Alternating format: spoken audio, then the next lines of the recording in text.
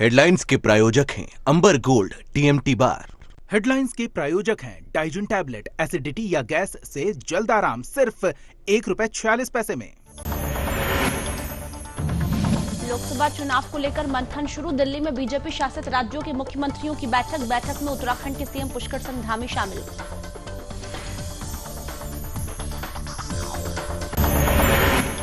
Dengue की रोकथाम के लिए पहल, कॉलेज में मरीजों के लिए बनाया गया आइसोलेशन वार्ड में नोडल अधिकारी की गई तैनाती। डॉक्टर केसी पंत ने दवाइयों का किया प्रबंध।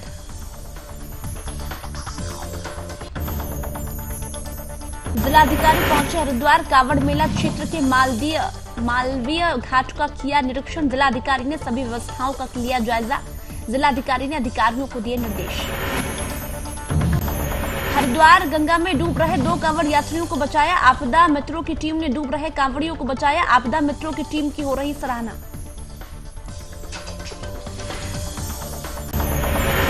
पुलिस कप्तान ने रावला थाना क्षेत्र का किया निरीक्षण। थानाध्यक्ष और चौकी प्रभारियों के लिए तय की प्राथमिकताएं।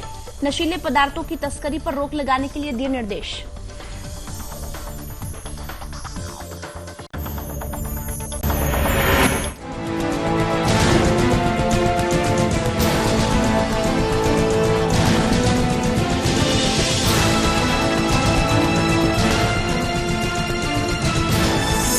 आप देख रहे हैं सुदर्शन न्यूज। नमस्कार, सुदर्शन न्यूज पर अपना उत्तराखंड देख रहे हैं आप और मैं हूं आपके साथ वागीशा। खबरों की शुरुआत कर रहे हैं। उत्तराखंड के सीएम पुष्कर सिंह धामी दिल्ली पहुंचे हुए हैं।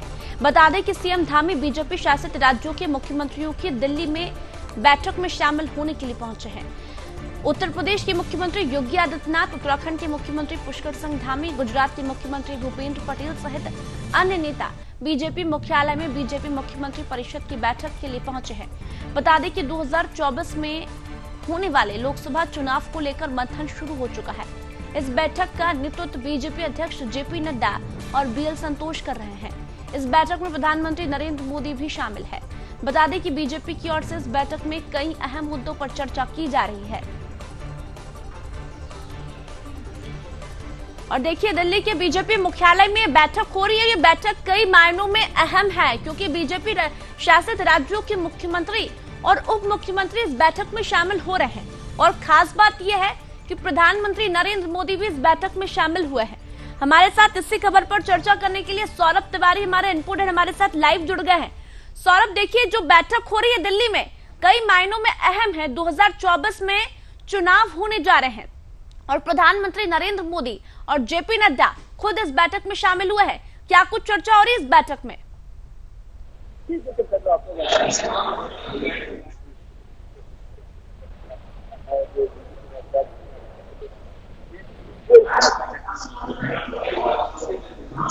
सौरभ, आपकी आवाज यहां तक नहीं पहुंच पा रही है।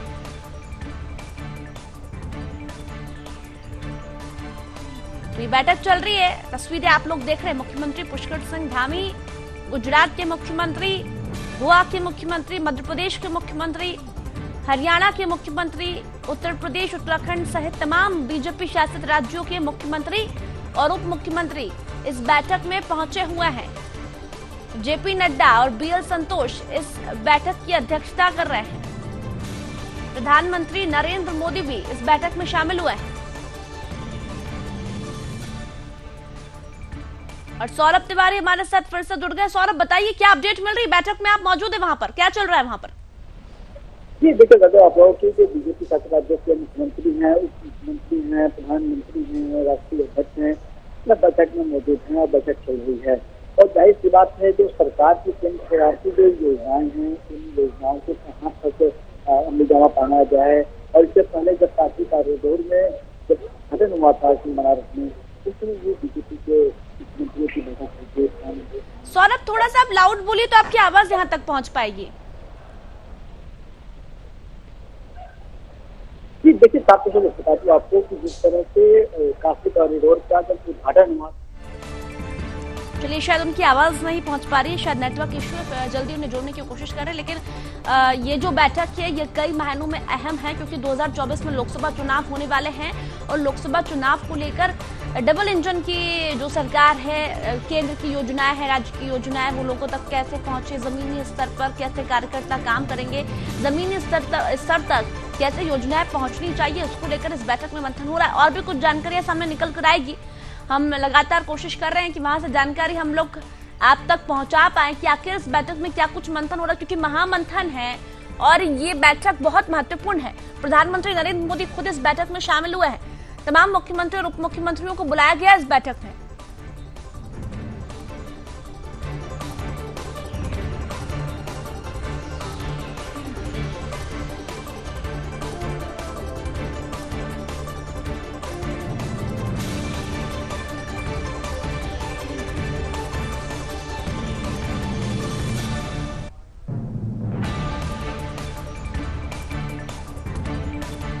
तो बड़ी बैठक हो रही है दिल्ली में। बीजेपी शासित राज्यों के मुख्यमंत्री इस बैठक में पहुंचे हुए हैं। मिशन 2024 को लेकर महामंथन हो रहा है। ब्रजेश पाठक उप मुख्यमंत्री, देवेंद्र फडणवीस उप मुख्यमंत्री अभी आपको दिखाई दे रहे हैं और सौरभ तिवारी हमारे साथ फिर से जुड़ गए। सौरभ, बताइए क्या अपडेट मिल रही है वहां से? जी देखिए बता दूं आप लोग कि उत्तराखंड के जो मुख्यमंत्री हैं पुष्कर धामी, उत्तर प्रदेश के जो मुख्यमंत्री हैं, जो बीजेपी के राज्यों के मुख्यमंत्री हैं, बिहार से बात की जाता है केशव प्रसाद हो, रेणु देवी हो, उत्तर प्रदेश के केशव प्रसाद मौर्य हो, ब्रजेश पाठक हो, महाराष्ट्र के देवेंद्र फडणवीस, सभी लोग इसमें बैठक में मौजूद हैं। और एक महत्वपूर्ण बात यह है कि जिस तरह से हिमाचल में और गुजरात में विधानसभा के चुनाव होने वाले हैं और अगले राज्यों में चाहे मध्य प्रदेश की बात की जाए, छत्तीसगढ़ की बात की जाए, राजस्थान की बात की जाए, वहां पर विधानसभा के चुनाव होने वाले हैं, कर्नाटक में विधानसभा के चुनाव होने वाले हैं और 2024 में लोकसभा का चुनाव होने वाला है।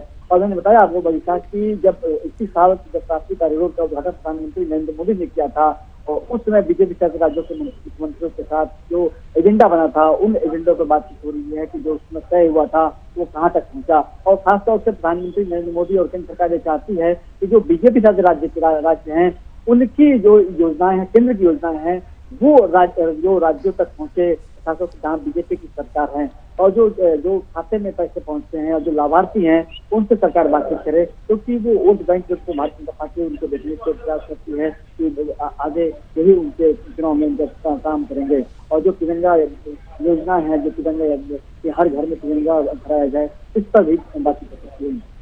सौरभ, देखिए इस बैठक में यदि हम बात करें तो कुछ ऐसे राज्य है जहां पर लोकसभा चुनाव से पहले खेल बदला है। ये कह सकते हैं कि मध्य प्रदेश की यदि बात करें तो मध्य प्रदेश हुआ, महाराष्ट्र हुआ, ये ऐसे राज्य है जहां कांग्रेस की सरकार आई थी तो वहां शिवसेना की थी। लेकिन हमने ये देखा कि बीते समय जब महाराष्ट्र में हमने देखा कि राजनीतिक जो पारा था वो बिल्कुल उलट हो गया।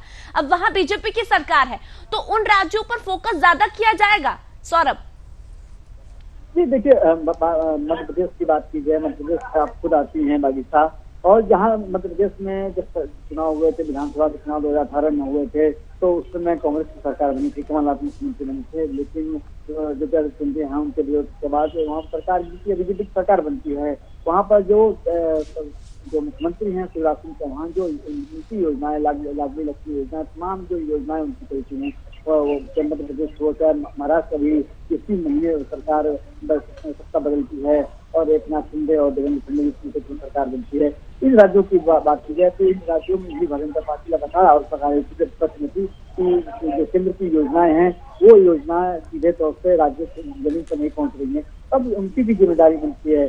देवेंद्र फडणवीस मुख्यमंत्री हुआ करते थे और अब डिप्टी सीएम है, उनकी भूमिका बदल गई है। लेकिन जो बीजेपी जो है चाहती है कि उनकी जो राज्य सरकार जो योजनाएं उनकी चल रही हैं, किस राज्य में सबसे अधिक है, कहाँ कमजोर है, कहाँ सुधार की जरूरत है, इस पर ही प्रधानमंत्री लगातार दिशा निर्देश अपने बीजेपी सरकार के मुख्यमंत्री देते हैं। और खासतौर से चुनावी साल है, 2022 में, 2023 में, 2024 में लोकसभा का चुनाव है, इसको लेकर भी लगातार प्रधानमंत्री अपने मुख्यमंत्री और अपने उप मुख्यमंत्रियों के साथ बातचीत कर रहे हैं। देखिए वो कौन से राज्य है, जैसे बंगाल की यदि हम बात करें तो वहां टीएमसी है, या ये झारखंड की यदि बात करें तो जहां जहां बीजेपी की सरकार नहीं है वहां पर किस तरह से फोकस किया जाएगा, ये अहम बात हो जाती है सौरभ, कि वहां ऐसे कौन कौन से मुद्दे होंगे जो जनता के बीच जाएंगे बीजेपी के। देखिए, जहाँ अगर दिल्ली की बात की जाए, दिल्ली में भी जो केंद्र की योजना है, सरकार जो आयुष्मान योजना है उसका लाभ दिल्ली वासियों को नहीं मिल पाता है। जो आपने पश्चिम बंगाल का जिक्र किया, आपने झारखंड का जिक्र किया बाजिशा, तो सरकार खासतौर से भारतीय जनता पार्टी के जो नेता हैं, केंद्र सरकार के जो मंत्री हैं, वो लगातार आरोप लगाते हैं कि इस सरकार में जहां पर बीजेपी नहीं है, उनकी योजनाओं का लाभ आम जनता तक नहीं पहुंचाते हैं। और इसका उदाहरण आपने कोरोना काल में देखा, चुनाव से पहले देखा, चुनाव के बाद देखा कि हर योजना जो केंद्र सरकार लागू करती है, ममता बनर्जी जो बंगाल के मुख्यमंत्री हैं, वो दीदी उनकी योजनाओं को रोक देती है। भारतीय जनता पार्टी और केंद्र सरकार के लगातार ये आरोप लगाए जाते हैं। 2024 को लेकर कई ऐसी पार्टियां हैं जो कि अपने आप को राष्ट्रीय पार्टी मान रही है, 2024 के लिए तैयारी कर रही है। अरविंद केजरीवाल की बात करें तो गुजरात हो, हरियाणा हो, मध्य प्रदेश हो, सभी तरफ ताल ठोक दी मुख्यमंत्री अरविंद केजरीवाल ने, तो उससे भी सामना होने वाला है बीजेपी का 2024 में। सौरभ जी देखिए, जाहिर बात है, इसमें दो राज्यों में चुनाव है, हिमाचल प्रदेश और गुजरात, और दोनों राज्यों के चुनाव में जो आम आदमी पार्टी है वो लगातार प्रयास कर रही है। जिस तरह से पंजाब में आम आदमी पार्टी की सरकार बनी है, उनके हौसले बुलंद हैं। उनका प्रयास है कि इन दोनों राज्यों में भी एक अच्छी खासी जो जमीन है उसको तैयार की जाए। देखिए, कांग्रेस पार्टी जहाँ कमजोर हो रही है, आम आदमी पार्टी इसका लाभ उठा रही है। कांग्रेस पार्टी की सरकार हुआ करती थी पंजाब में, लेकिन अब कांग्रेस पार्टी को हराकर आम आदमी पार्टी वहाँ पर नंबर 1 की पार्टी बनी है। तो खासतौर से प्रधानमंत्री नरेंद्र मोदी और जो गृह मंत्री हैं अमित शाह, उनका जो होम राज्य है, गृह राज्य है, वो गुजरात है। और बीजेपी कोशिश कर रही है कि इस बार भी 2017 में चुनाव जीते, 2022 में भी गुजरात में चुनाव जीते। और हिमाचल की बात की जाए तो हिमाचल में हर 5 साल में सत्ता का परिवर्तन होता है, तो पार्टी की कोशिश है कि इस साल भी प्रधानमंत्री का जो चेहरा है, गृह मंत्री का है, खुद बीजेपी के राष्ट्रीय अध्यक्ष हैं, वो हिमाचल प्रदेश से आते हैं, उनका गृह राज्य है, तो हिमाचल में भी बीजेपी की सरकार बने। जो केंद्र की योजनाएं हैं, उन योजनाओं का जो लाभ है, उस लाभ आम हिमाचलियों को मिले। एक और बड़ी बात सौरभ, कल राष्ट्रपति द्रौपदी मुर्मू जी शपथ लेने वाली है और 2024 के लिए सीधा निशाना है कि आदिवासी समाज में किस तरह से बीजेपी को पकड़ बनानी है। और वैसे ही द्रौपदी मुर्मू जी को उन्होंने मैदान में उतारा तो लगता है एक बड़ा किला जीत लेंगे बीजेपी द्रौपदी मुर्मू जी के द्वारा। ये देखिए, जाहिर सी बात है कि राष्ट्रपति के चुनाव में चाहे यूपी हो चाहे एनडीए हो, अपने अपने उम्मीदवार उतारा। और एक राजनीति क्या होता है, एक मैसेज का खेल होता है। तो उन्होंने आदिवासी समाज को मैसेज दिया, महिलाओं को मैसेज दिया। और जिस तरह से उत्तर प्रदेश में सरकार बनी है, महिलाओं की वजह से बनी, बिहार में सरकार बनी भारतीय जनता पार्टी की, महिलाओं की वजह से बनी। उसकी जो केंद्र की योजनाएं हैं, वो चाहे राशन की योजनाएं हो, चाहे सिलेंडर की योजनाएं हो, वो तमाम जो योजनाओं का जो लाभ है, उसका लाभ महिलाओं को मिल रहा है। तो महिलाओं को एक आदिवासी समाज में एक मैसेज प्रधानमंत्री नरेंद्र मोदी और भारतीय जनता पार्टी ने दिया है कि उसका जो सच्चा हितैषी है वो सिर्फ भारतीय जनता पार्टी ही है। देखिए, 2024 से पहले जिन जिन राज्यों में विधानसभा चुनाव है, उन राज्यों को लेकर भी इसमें चर्चा हो सकती है, क्योंकि कई ऐसे राज्य हैं जहां विपक्षी पार्टियां अपने किले को मजबूत करने के लिए लगातार प्रयास कर रही है। अभी हम अरविंद केजरीवाल की बात कर रहे थे कि अरविंद केजरीवाल गुजरात जा रहे हैं, हिमाचल प्रदेश जा रहे हैं, मध्य प्रदेश जा रहे हैं, वहां जाकर वो लोग अपनी जो योजनाएं, चाहे हम बिजली की बात करें, पानी की बात करें, तो उन योजनाओं से क्लैश करने के लिए कहीं ना कहीं बीजेपी विधानसभा चुनाव को लेकर भी इसमें मंथन करेगी। सौरभ, क्या लगता है?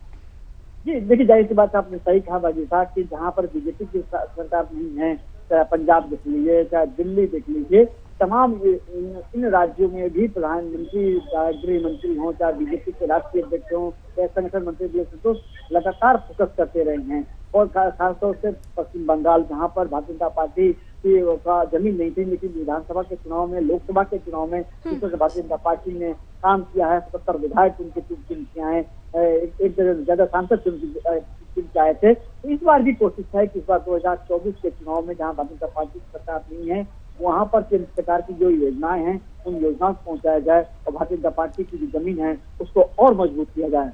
ठीक है सौरभ, बहुत बहुत धन्यवाद पूरी अपडेट देने के लिए। आगे भी आपसे अपडेट लेते रहेंगे।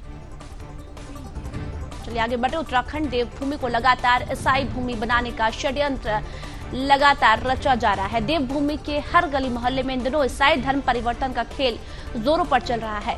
हिंदुओं को पैसों, अच्छी शिक्षा, स्वास्थ्य का लालच देकर उनका धर्म परिवर्तन किया जा रहा है।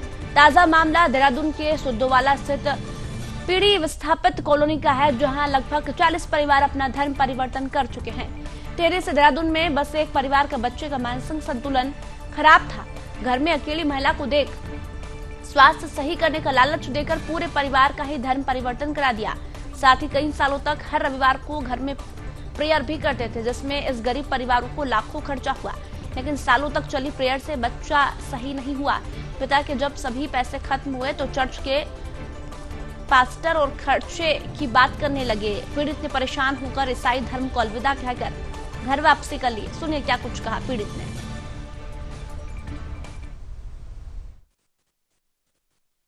आज की डेट में देवभूमि उत्तराखंड की जो स्थिति है, बहुत स्थिति खराब है। यहाँ पर जो है ईसाई मिशनरीकरण भी इतने ज़्यादा हो चुका है, जैसे कि कल इसी घर में जो आज हम यहाँ पर खड़े हैं, इनके साथ भी जो घटना हुई थी, और कितने 60-62 परिवार जो है अभी तक क्रिश्चियन धर्म में जो है वो हो चुके हैं कन्वर्ट। ये कहीं ना कहीं शासन प्रशासन की भी बहुत बड़ी लापरवाही है, हमारी सरकार की भी बहुत बड़ी लापरवाही है जो इसमें संज्ञान नहीं ले पा रही है। और सरकार से और आपके चैनल के माध्यम से मैं सरकार और शासन प्रशासन को भी यही चेतावनी देना चाहता हूँ, अगर सरकार ने इस पर कुछ एक्शन नहीं लिया तो हम लोग जो है इस जो है ये जो लोग कर रहे हैं, इसको ये कि कृत्य कर रहे हैं, इनको हम ये कि जड़ से उखाड़ने का प्रयास करेंगे पूरा जो है। भाई साहब, क्या नाम है आपका? जी, धर्म परिवर्तन का क्या पूरी कहानी है? मेरा नाम हरिकीर सिंह है। धर्म परिवर्तन का ये था कि ये बच्चा है मेरा, अभी ये बच्चा आपके सामने बैठा हुआ है, और ये बच्चे की वजह से वो प्रे करते थे, और 3-4 आदमी आते थे, हर हफ्ते उन पर 3-4 हज़ार खर्चा होता था मेरा, ठीक है सर। और उन पे जो है खाने से लेके ट्रेवलिंग से लेके वहाँ तक मेरा खर्चा होता था। उनका एक भी पैसा मेरे पास कभी वो देते ही नहीं थे, उन्होंने कहाँ से देना था। वो तो कहते हम तुम्हारे बच्चे के लिए प्रे कर रहे हैं, बच्चे के लिए प्रे कर रहे हैं।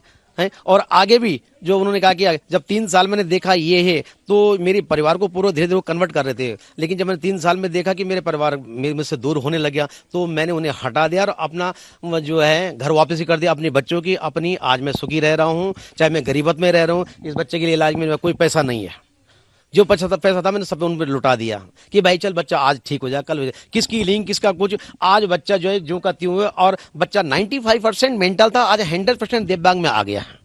इसका मैं प्रमाण आपको सर्टिफिकेट ले आता हूँ, आपको बता देता हूँ, अगर मेरी कहीं झूठी है। 5 डॉक्टर का पैनल कोऑर्डिनेशन में और 2 में जो बैठता है उसके माध्यम से बन चुका है, और मैं आपको दिखा भी लेता हूँ, ठीक है सर। और ये आपकी गैर मौजूदगी में परिवार को उन्होंने धर्म परिवर्तन करने के लिए उकसाया था? हाँ जी, उकसाया था बिल्कुल। मैं विशेषकर घर रहता नहीं था, अब रह रहा हूँ घर, क्योंकि जब आप पुनर्वास के जो काम है वो खत्म हो चुके हैं लगभग।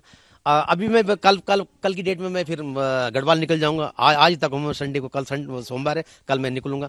लेकिन ये कहाँ के लोग थे, कौन आते थे प्रेयर करने? जी, वो बिलीवर चर्च के आते थे, बिलीवर चर्च के मेंबर्स आते थे, और वो लोग प्रे कराते थे।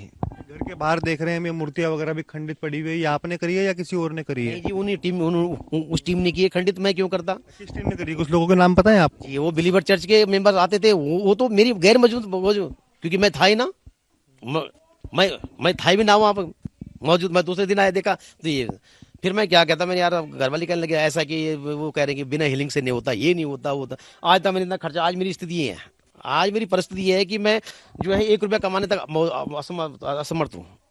तो देख लीजिए सर, आप अच्छी बात है, अगर कोई हिंदू भाई अगर किसी में कन्वर्ट हो रखा तो ऐसा ना मेरी तरह गलती ना करे। अब आप घर वापसी कर चुके हैं? ये कर चुका हूँ सर, मैं 2007 में घर वापसी कर चुका, और 2018 लग गया, 2022 से 18 साल हो चुके हैं मुझे अपने घर वापसी से मैं बैठा हूँ।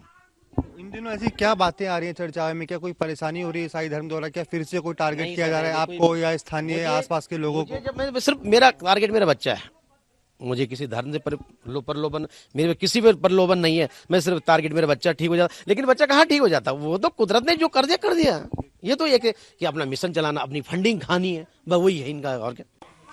देवभूमि उत्तराखंड को लगातार ईसाई भूमि बनाने का षड्यंत्र ईसाई धर्म द्वारा रचा जा रहा है। मैं मौजूद हूँ इस समय देहरादून की THDC कॉलोनी यानी टिहरी विस्थापित कॉलोनी में मैं समय मौजूद हूँ, जहाँ पर सभी पहाड़ी वर्ग के लोग जो है इस क्षेत्र में रहते थे। लेकिन अब इसका जो है ईसाई धर्म का अपना नाम कह सकते हैं कि ईसाई धर्म परिवर्तन का खेल जो है इन गलियों में बहुत ज़्यादा खेल रहा है। ये तस्वीरें आप देख सकते होंगे कि यदि कोई जब हिंदू अपना घर बनाता है तो उसमें देवी की मूर्तियों से एक तरीके से उससे बाहरी सजाता है, और गृह प्रवेश के टाइम पर भी उसको लगाया जाता है। लेकिन आप देख सकते होंगे कि किस तरीके से परिवार को लालच देकर एक बच्चे का स्वास्थ्य सही करने के लिए, आप देख सकते होंगे वो तस्वीरों में वो सामने एक ये बच्चा बैठा हुआ है, इसका मानसिक संतुलन सही नहीं है, इसको स्वास्थ्य करने के लिए, इसको चंगा करने के लिए उन्होंने इसकी माँ को जो है वो ईसाई धर्म के लिए प्रेरित किया और उसका धर्म परिवर्तन करवाया। उसके बाद लगभग 3-3.5 साल तक इस घर में जो है उन्होंने हर संडे को आके प्रेयर करी। इन गरीब परिवार का जो है वो खर्चा अपने तमाम आयोजनों के लिए करवाया, जिसके बाद जो है परिवार के मुखिया को इन पर शक हुआ और इनके प्रेरित से वो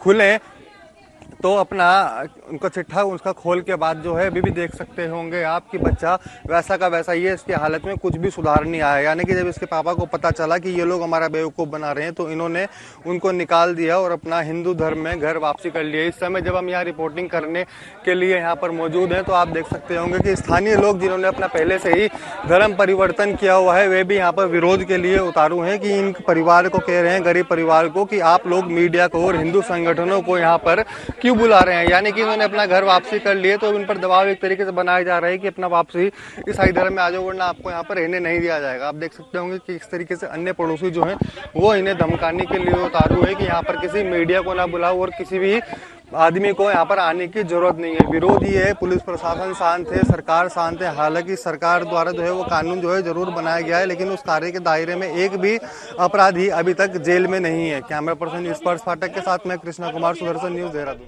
और खबर उत्तराखंड के देहरादून से है, जहां डेंगू की रोकथाम के लिए राजधानी देहरादून स्थित दून मेडिकल कॉलेज मरीजों के लिए आइसोलेशन वार्ड बनाया गया है। इसकी देखरेख के लिए नोडल अधिकारी की तैनाती भी कर दी गई।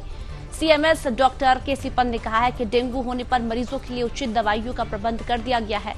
इसके अलावा ब्लड प्लेटलेट्स का भी इंतजाम किया गया है ताकि मरीजों को कोई परेशानी नहीं हो। बता दें कि उत्तराखंड में कोरोना और डेंगू को लेकर स्वास्थ्य विभाग की तरफ से पूरी तैयारी की जा रही है ताकि किसी भी मरीज को किसी भी तरह का कोई परेशानी ना हो। सर आपके पास तो मेरा नंबर है। वर्तमान में अभी हमारे वहाँ कोई वैक्सीनेशन पॉइंट नहीं है। ये मुख्य चिकित्सा अधिकारी के माध्यम से ये चलता है वैक्सीनेशन।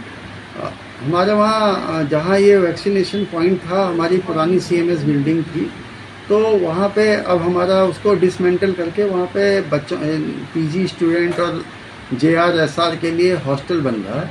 तो वो जो वैक्सीनेशन पॉइंट था वो नगर निगम में स्थानांतरित हो गया है तो वो अंडर CMO है।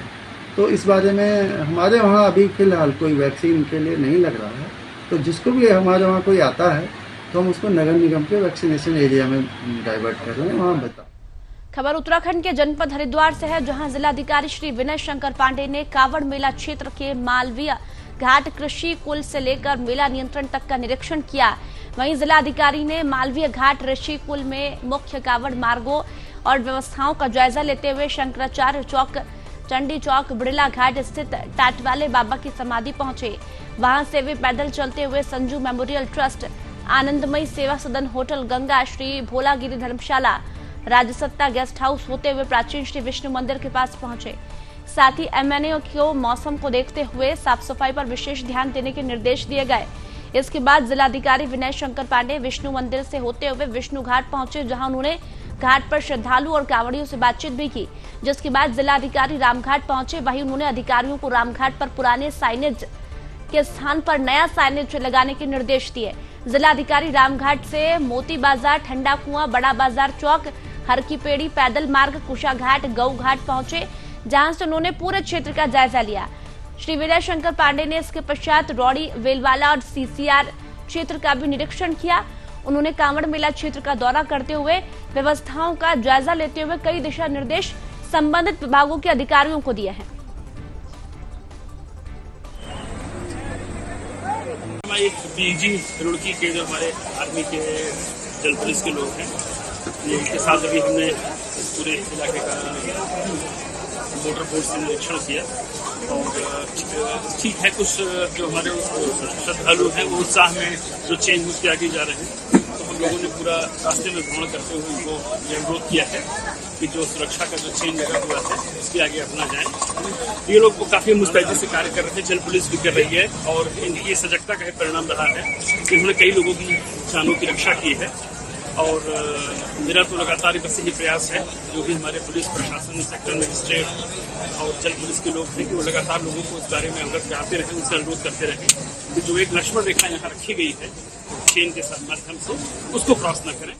खबर उत्तराखंड के हरिद्वार से है, जहां कावड़ मेले में गंगा में स्नान के दौरान दिल्ली व हरियाणा में आए 2 कावड़ यात्री गंगा के तेज बहाव में डूबने लगे, जिसके बाद मौके पर मौजूद आपदा मित्रों की टीम ने दिल्ली व हरियाणा के 2 कावड़ यात्रियों को डूबने से बचाया।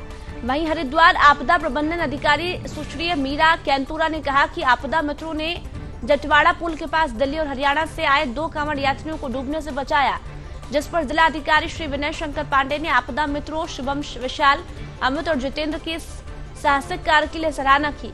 बता दें कि आपदा मित्र युवा मंगल दल और महिला मंगल दल के लगभग 50 स्वयंसेवक कांवड़ मेला के दौरान स्वयंसेवी के रूप में योगदान दे रहे हैं, जिन्हें आपदा प्रबंधन द्वारा प्रशिक्षित किया गया है। खबर उत्तराखंड से है, जहां पुलिस कप्तान दिलीप सिंह कुंवर ने रावला थाना क्षेत्र में व्यवस्थाओं का जायजा लेने पहुंचे। जहां पुलिस कप्तान ने थाना क्षेत्र में सभी व्यवस्थाओं का जायजा लिया। इसी दौरान पुलिस कप्तान ने देहरादून जनपद में पुलिस के हौसले बुलंद करने के लिए कप्तान दिलीप सिंह कुंवर ने अधीनस्थ अधिकारियों के लिए 4 प्राथमिकताएं तय की है। उन्होंने जिले के सभी थाना अध्यक्ष और चौकी प्रभारियों को यातायात व्यवस्था, नशीले पदार्थों की तस्करी, बिक्री पर रोक, जन शिकायतों के त्वरित समाधान के साथ जमीनी विवाद से जुड़े मामलों पर सख्त कार्रवाई के निर्देश दिए हैं।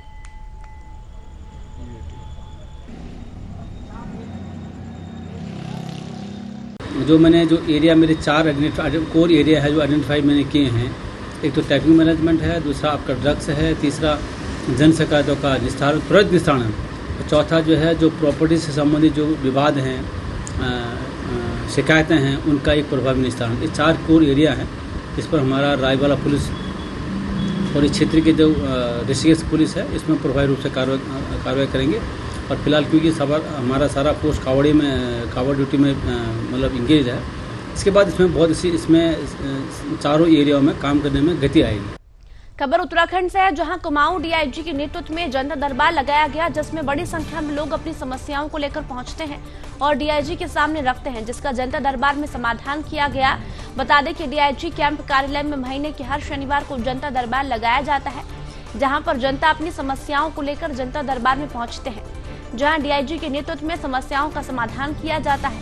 वहीं फरियादियों की संख्या बढ़ने से डीआईजी डॉक्टर नीलेश आनंद भांडे ने भी जनता दरबार के फैसले को महत्वपूर्ण बताया। डीआईजी ने बताया है कि महीने के हर शनिवार को कुमाऊं के विभिन्न जनपदों के लोगों की समस्याएं सुन रहे हैं। जनता दरबार में जमीन कब्जाने और नौकरी का झांसा देने जैसी तमाम शिकायतें लेकर लोग पहुंच रहे हैं, जिनका उचित समाधान कर कार्रवाई के लिए निर्देशित किया जा रहा है।